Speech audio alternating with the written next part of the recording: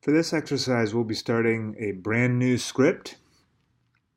So we're not going to be building off previous code, but we'll go ahead and start with a comment here. This exercise, let's put, we will be loading 11 years of annual sea surface temperature and chlorophyll data measured by the NASA Modus Aqua satellite. We will be using these fields to create some niche spaces for some invented species. We will use different diagnostic plots to help design a new species with particular temperature, and I guess it's going to be a new zooplankton species. And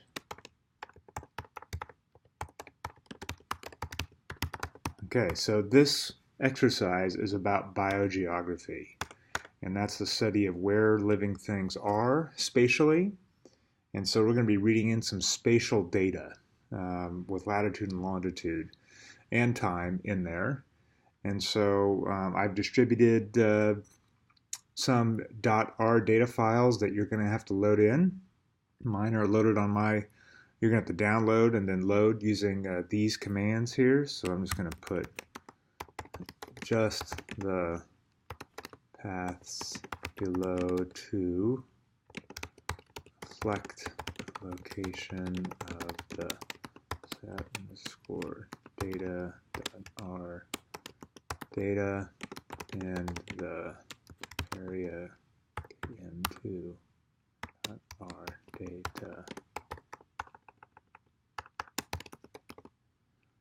data files on your own computer.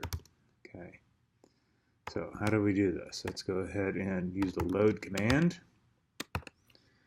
And this is located at users for me.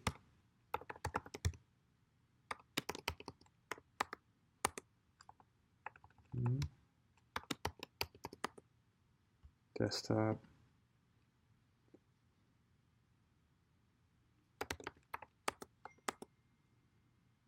Then desktop.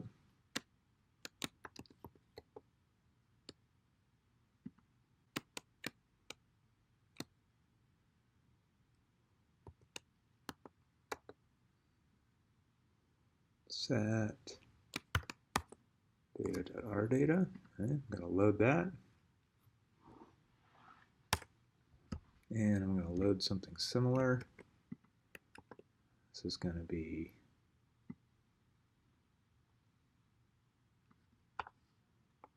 the area km2.r data. Okay, let's see if this works. Yep, loaded data. In fact, if we go up to the environment, you'll see that what came in here is an array of chlorophyll, an array of SSTs, sea surface temperatures, latitude, longitude, and time. So if we look at the dimensions of the SST array, they are 3 dimensions, 1080 by 540 by 11. The length, or the dimension of the length of lat is 540, so that's this one here. The length of lon, object lon, is 1080, that's that one, and the length of time is 11. So we have an array, a cube, that is longitude, latitude, and time are its dimensions. So if we just type lon, you'll see it's a series of longitude, Lat is a series of latitudes, and time is a series of years from 2003 to 2013. So 11 years total. Oh, we need to load in the area one too here. So let's load this. You'll see area comes in, area km squared, so the dimensions of area km2. What is this? This is 1080 by 540. This is, let me put a note here. This file is the area in kilometers squared of each grid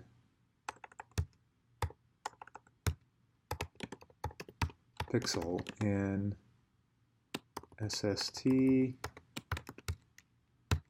array and chlorophyll array. All right, so this 1080 by 540 is the value that holds the values of what that area is integrated together. Okay, so let's see here. So the first thing we're going to do is going to take our chlorophyll array and we're going to transform it. Because chlorophyll is non-normally distributed, we're going to be dealing with the log 10 values of chlorophyll. So we're just going to overwrite it. Okay.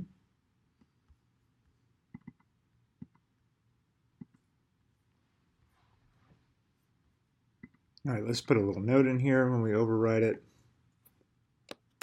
We are converting chlorophyll values in milligrams chlorophyll per meter cubed to log 10 units. Right. Okay, so let's go ahead and do that. Okay, all right. So let's do a couple example plots here.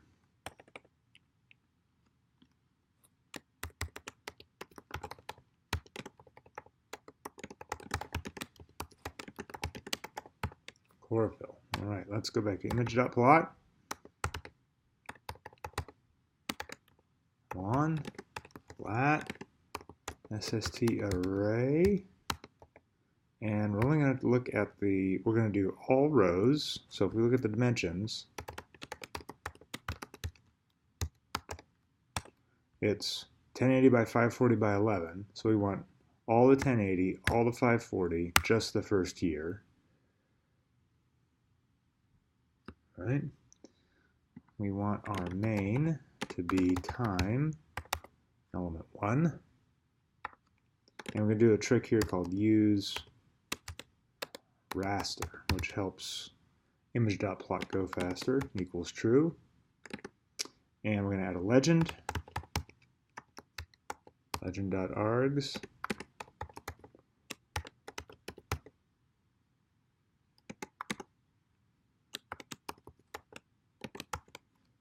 And the text of the legend is going to be SSTC. It's going to be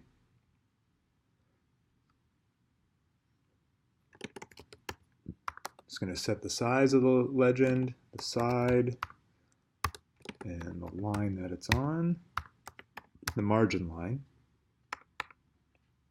And let's see how this comes out. Let's give us a little space here. Could not find image.plot. Oh, that's right. Well, I haven't loaded any libraries yet, so let's do that. Acquire fields, any packages, acquire maps. Get those two, right? And here we go. Okay, so here we go. Here's latitude and longitude. Here's sea surface temperature, average sea surface temperature for 2003. So there's a couple different things in this argument here. So lon is the x-axis, latitude is the y-axis, the color map, the field is this SST array, that's the first year.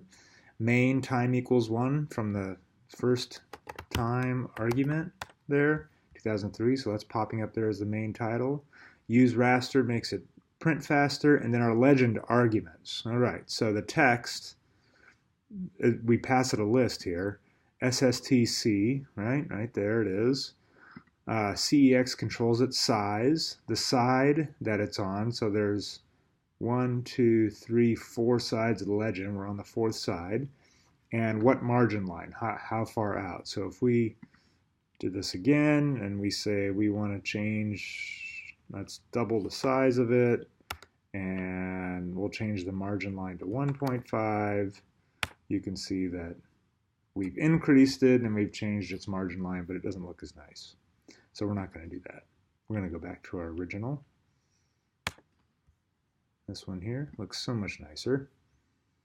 All right, so what do we have? We've got nice warm temperatures here at the equator on average, colder here at the poles. That seems to make sense. Very beautiful figure. And we're going to do one more thing here. We're going to actually do map add equals true.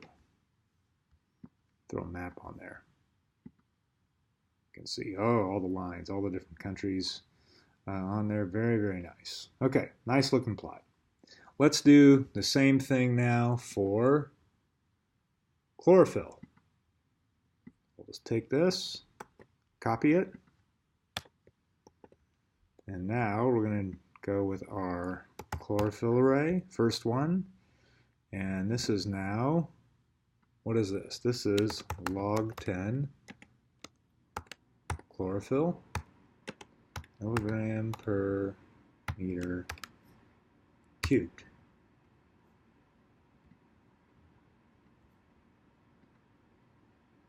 There that is with the map.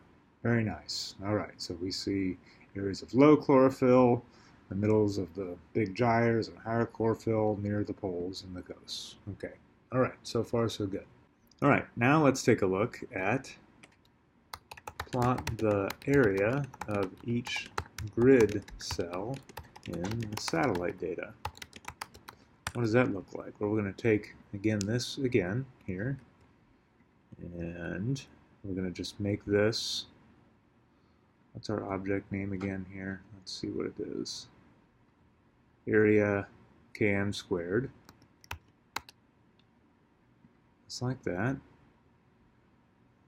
Okay. I guess it doesn't really need a time because it's not changing.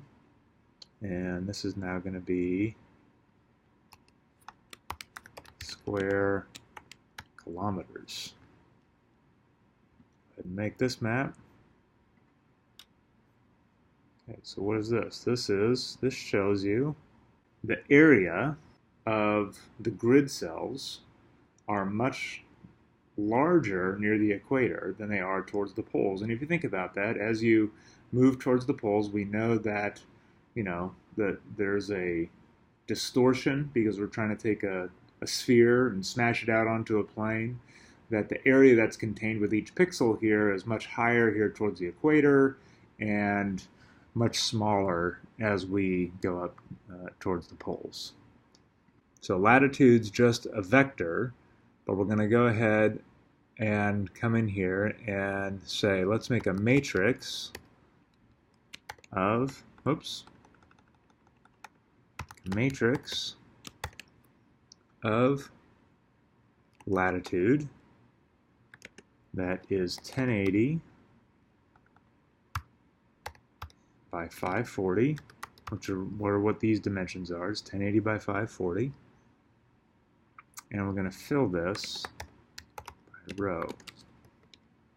All right, so it's going to be a big matrix of latitudes. Let's just call this our lat mat equals this. Let's go ahead and run that, and image.plot lat mat.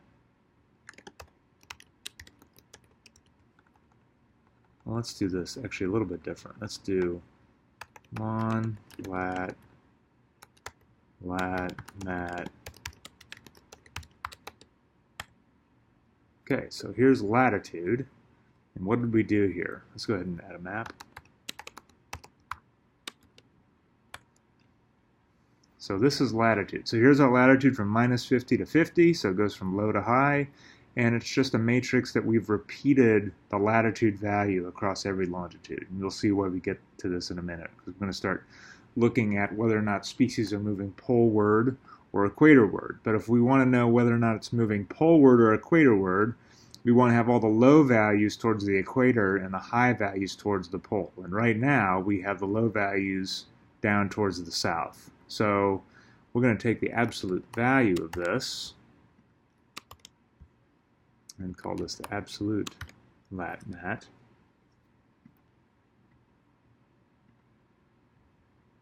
And now let's do an image.plot.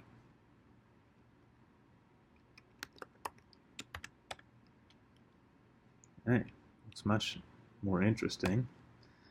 All right, so we have low values at the equator, high values at the poles. All right, sounds good. So let's examine now. Let's just put a note here for what this is. This is a matrix of the absolute latitude for each grid cell. We can use this to see if there are any forward drifts of our habitats, like we talked about in class. Let's take a look to see what our available habitat is like. So histograms of SST and chlorophyll. So let's just do a full histogram. SST array. We'll put 100 breaks in there, 100 bars.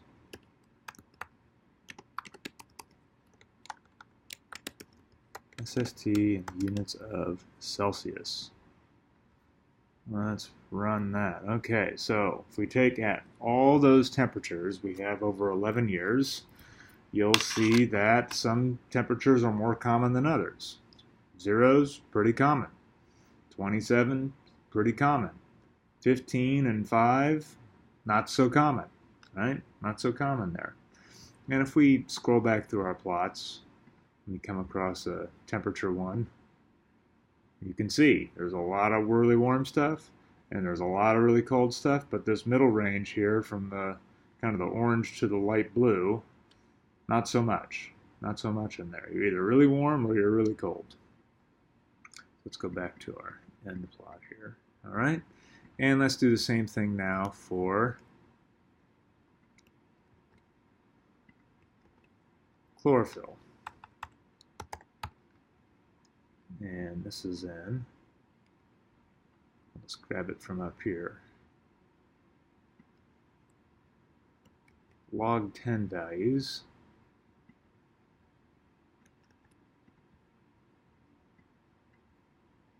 Let's run that. Okay, so here's our histogram. So just to orient yourself, log 10 of 1 is 0, so this is 1 milligram per meter cubed. This is 10 milligrams per meter cubed. This is 100 grams per meter cubed.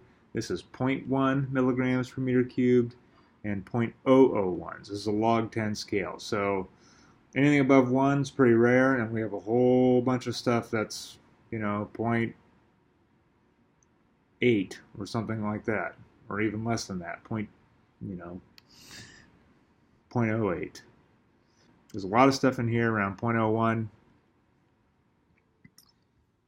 And so that's our available habitat. So what we're going to do now is start creating a species.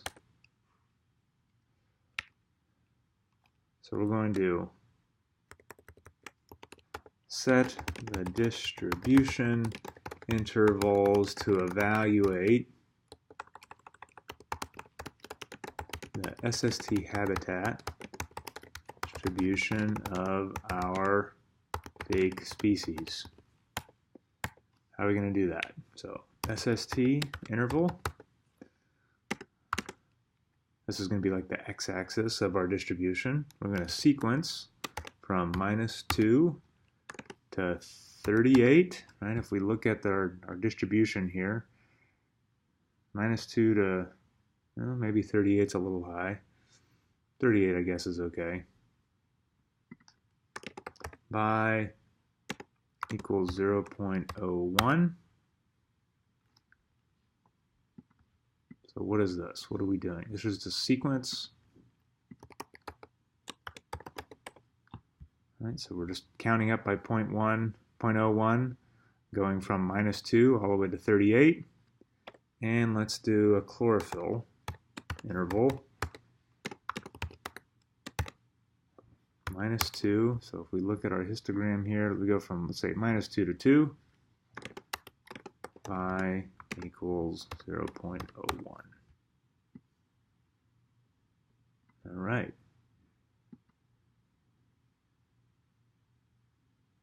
Okay. So now let's come up with a probability function.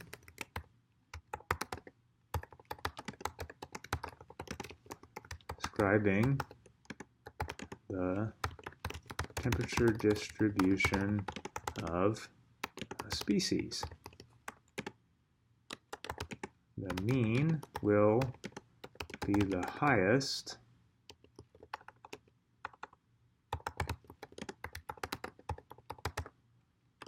and the SD will, standard deviation, describe how that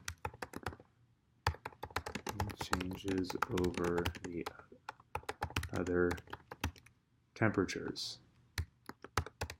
So what we're gonna do is we're gonna say, all right, let's create, based on this SST interval, a temperature window where our species is going to inhabit with some probability. So our SST function, we're going to use dnorm. Let's, just as a reminder, we looked at R norm earlier. Dnorm. Dnorm,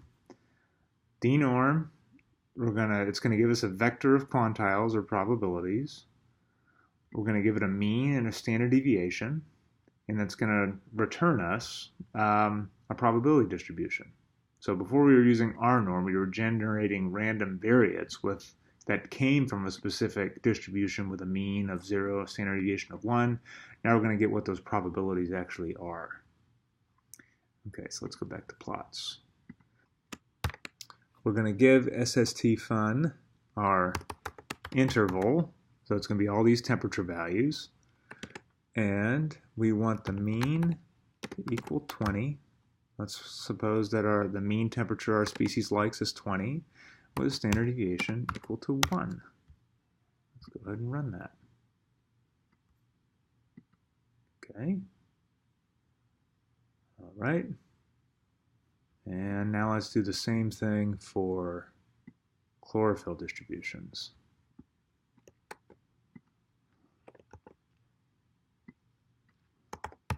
Chlorophyll, dnorm, chlorophyll interval. What should we have the mean be? I think we're going to have it be 0. So we're going to have it 0 here, right? So this is chlorophyll here. There's a standard deviation of 0.5. Okay. So remember, these are in log 10 units. So 0 is actually 1 milligram per meter cubed. So our SST fun, we're just going to round these to 3 decimal places.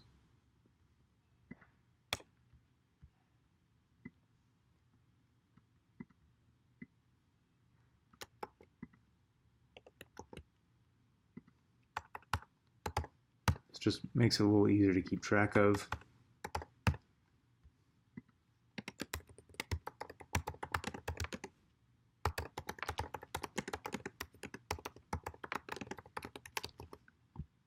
Right.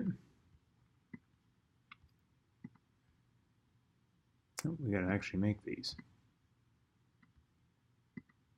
There we go. And let's go ahead now and plot them. You can see what we're talking about. Plot SST interval, right? That's the interval, that's our x value, and our function, this is going to be our probability distribution of how likely they are to be there given a temperature, and our x lab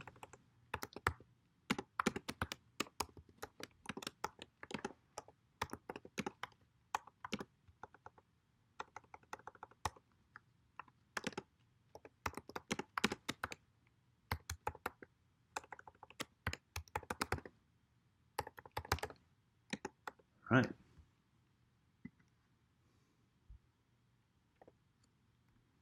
So these are the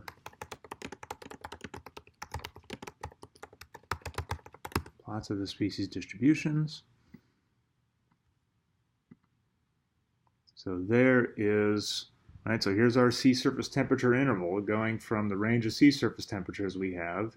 We're saying for this species, we're much more probable around 20 with a standard deviation of 1. And we could change that, right? So if we changed standard deviation of 5, we could make this much broader. See? Make it much more broad. But we're just going to keep it at 1 for now. Right? And you can also change the mean if you want. See, you put it at 10. Now it's over here. That's where it's most likely to be. But we're going to keep it at 20. And we're going to do the same thing for our chlorophyll.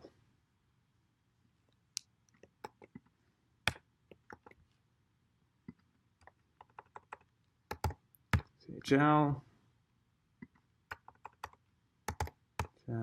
This is again going to be our log 10.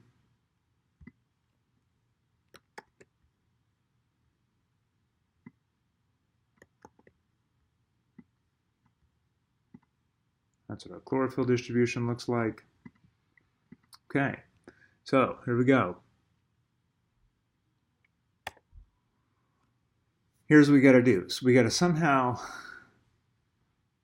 take this function here and apply it to our temperature map. So we want to say, if we look at our temperature map over here, let's go back a few. Here it is.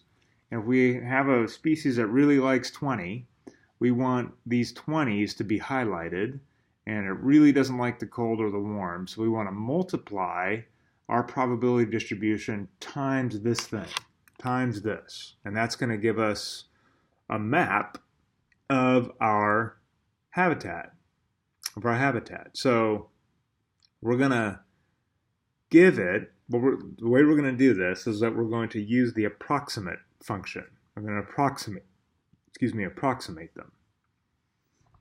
Okay, let's take a look at approx. We'll look at this in a minute. So approx. Approx is a numeric vector given the coordinates, so x and y. So this is going to be like our x value of our function, a y value, and an x out of where we want it to predict, where we want it to predict an approximation. So the method is linear, so let's just do a simple function here. So let's say that we have, let's just come in here and just do baby x. X is 1 to 10, and y equals, what should we make it? We should make it 91 to 100. X and y. So if we plot x and y, you can see that at 1 we're at 91, 2 we're at 92, 4 we're at 94, 10 we're at 100. So if we do an approx of x, let's go back to help. Our x value turns out to be named x here, so approx, it's x, y. What do we want to predict? X out. Our x out is going to be, where do we can choose where to predict this thing. Let's have it predict 4. So at x out equals 4, we do this, it's going to generate 94. Okay, so it's going to give us the y value for what our x is. So we put in 4, we get 94. Let's go ahead and put in 10. We get 100. We might be able to extrapolate with this. Yeah, no, we'll say give us an NA. In fact, we can look at procs here.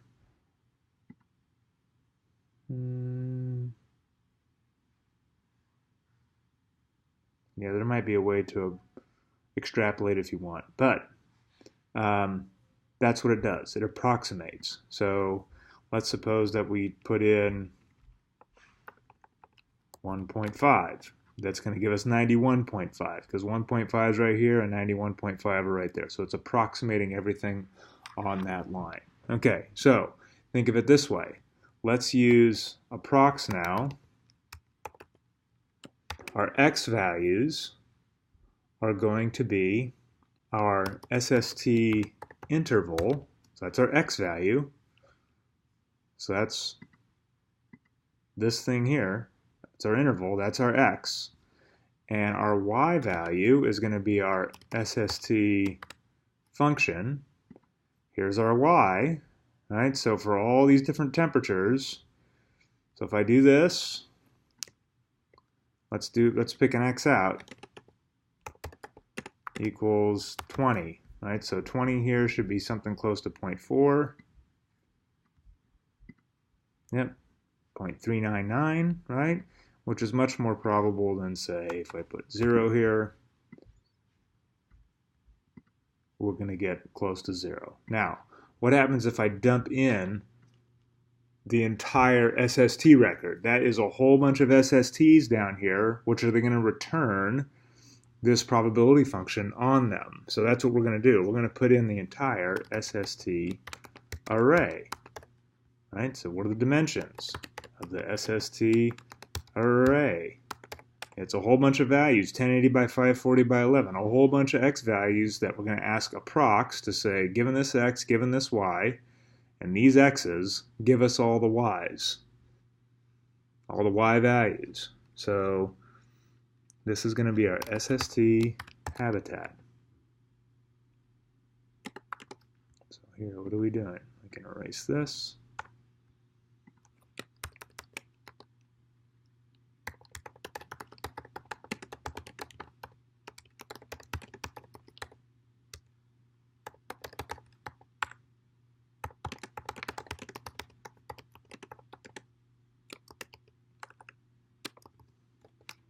All right. Let's run that. Okay. All right, we got a whole bunch of values there. And we can do the same thing for chlorophyll hab.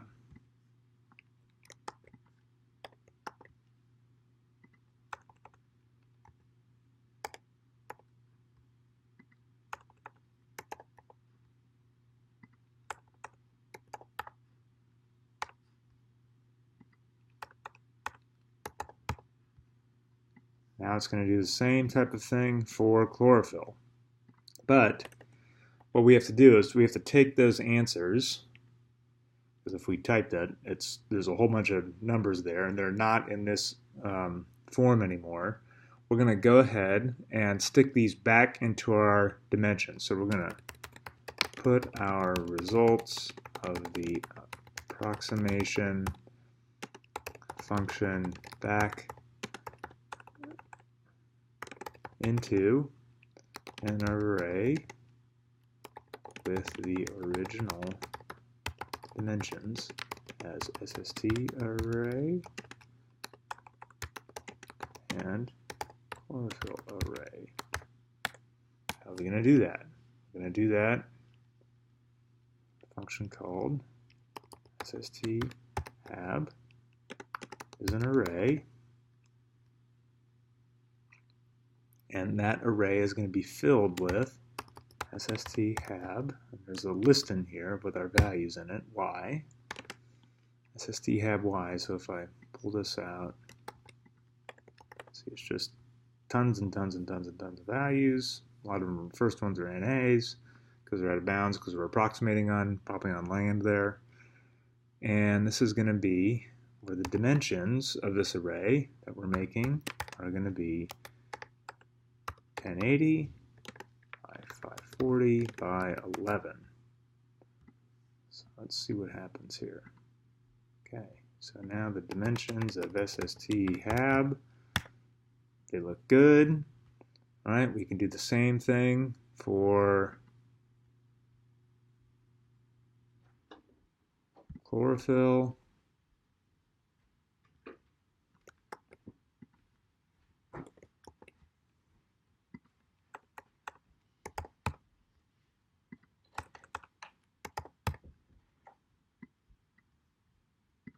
All right. Okay. So let's do a just a little example here. Let's do now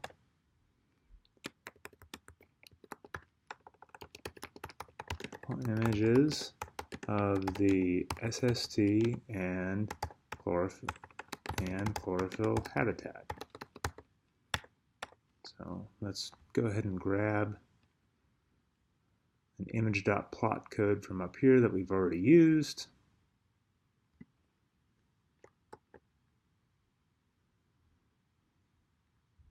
We'll just modify this a little bit.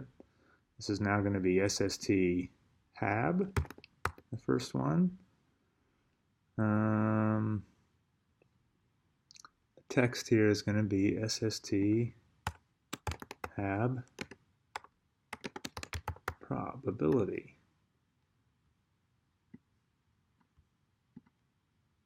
Okay, so here we go, right? So we decided that there was the mean of 20, which is right where we saw that 20 line, and that was going to be where our maximum was. So we took this function and we applied it to temperature, and we're going to get the highest values where SST is 20. And so if we have a species with a temperature envelope like that, this is where they're going to most likely be found, just based on temperature. We can do exactly the same thing now for chlorophyll.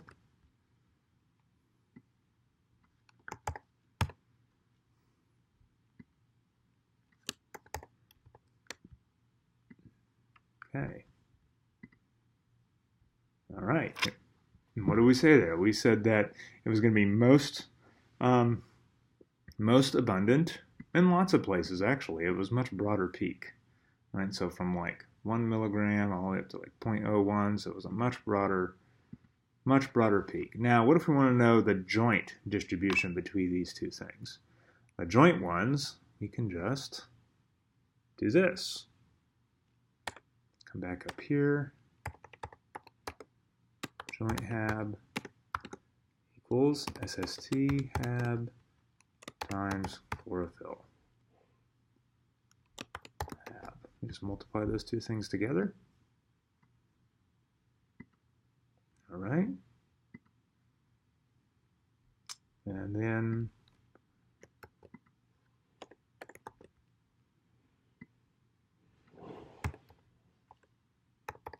joint HAB.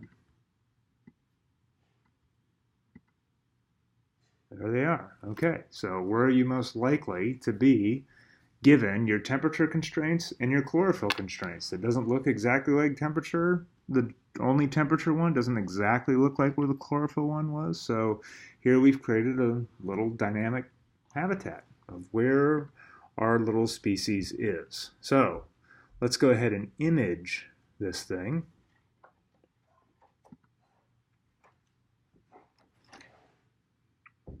Image the temperature habitat.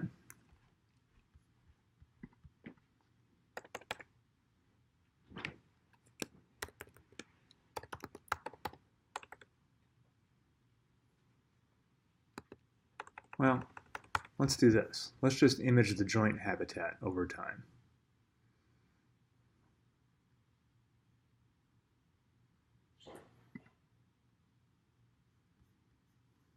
Let's just take this guy, copy him down here, and we'll say for x in 1 to 11, because we got 11 time periods. I want you to do this, and this is now going to be an x. Time's going to be an x, and we should see this change over time.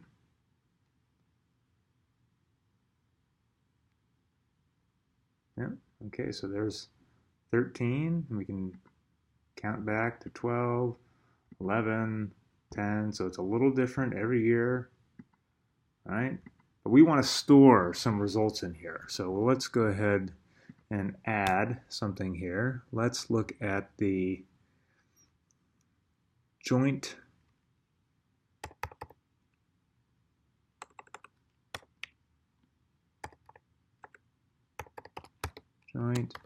hab area. How big is that area over time? Joint hab area equals null. And let's do the joint hab latitude equals null. All right. So how are we going to compute now the joint habitat area? Okay, so if we want to figure out how much area this joint habitat is taking up, let's go ahead and do, let's make a pres absence, and that's going to be equal to the, wherever the joint habitat x is greater than 0.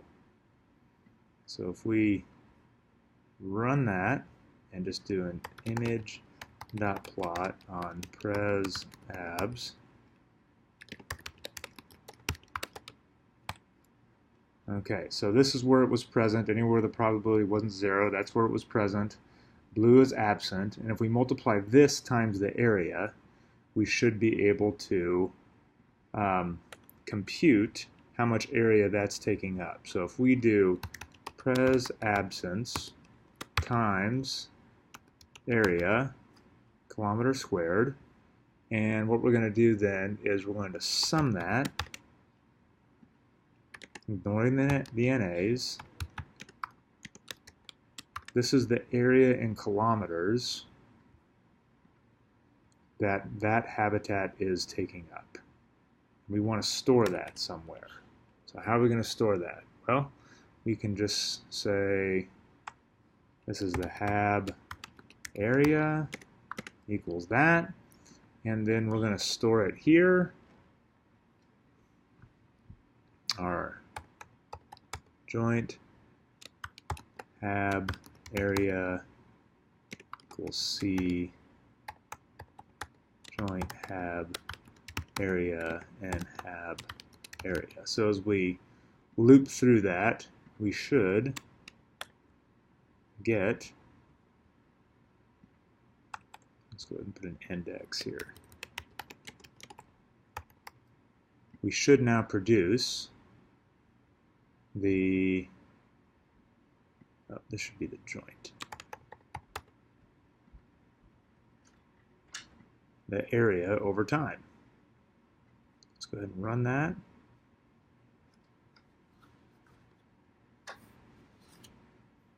Okay.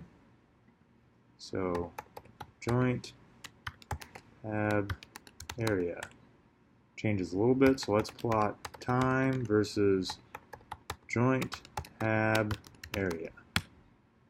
Okay.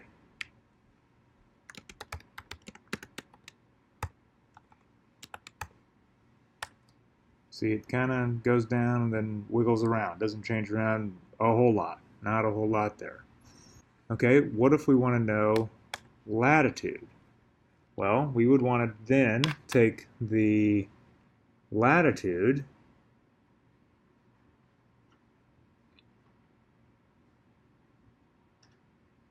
okay, so if we wanted to compute the mean latitude of this species, how are we going to do that? Well, we could do lat hab is simply the multiplication, again, of our presence, absence, so that's our ones and zeros, times our absolute, lat, mat. Let's see what this looks like. So image.plot, lat, hab, there it is. So where we have all these zeros, we don't want to add that together. We don't want to take an average of that. We want to take an average of all these colored values. So we're going to come in here and just say, let's do lat hab equals replace lat hab, where lat hab is equal to 0 with an NA. Now if we do that, and we image it again, you're going to see that we are ignoring all these, and this is just what we want to add up together. So here, what we're going to do is we're just going to take the mean of lat hab and na.rm true. We're just going to ignore those. So this together here, average of 31, and we can store this. Well, we can just call this the mean lat hab. And now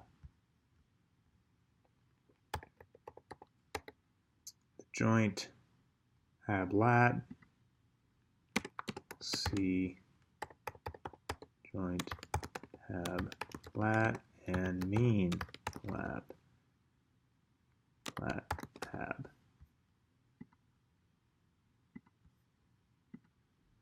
Okay, so let's see what this does. Let's come back up here, create those null again, go ahead and run this.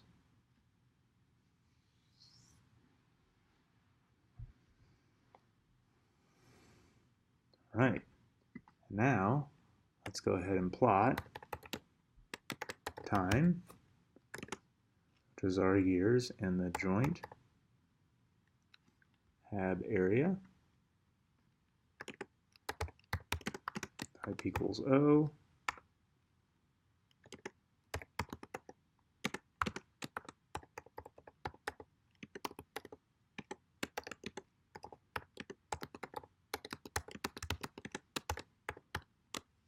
squared.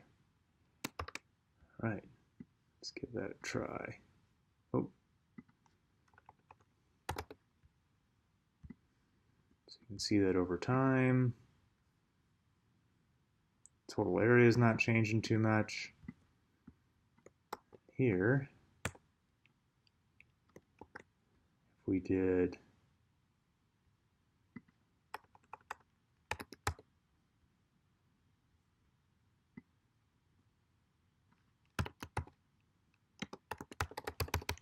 in latitude, this is in degrees,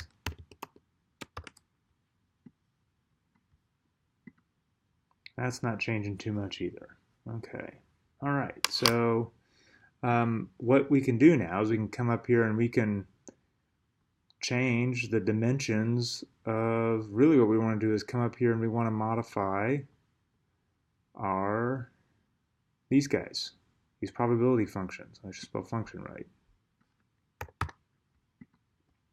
So we can change the mean, we can change, right, we can really tighten down the standard deviation here on the chlorophyll, maybe make the mean 1, and we can come up with something totally different. So we can come back up to the top, run back down here to the bottom, reload the data, creating our probability distribution functions. So now there's our maps showing up, not too much going on there. There's the mean latitude changing a little bit, mean area maybe changing a little bit. So you can mess with these. And for that, for the rest of the exercise, I'm going to turn you over to the homework questions.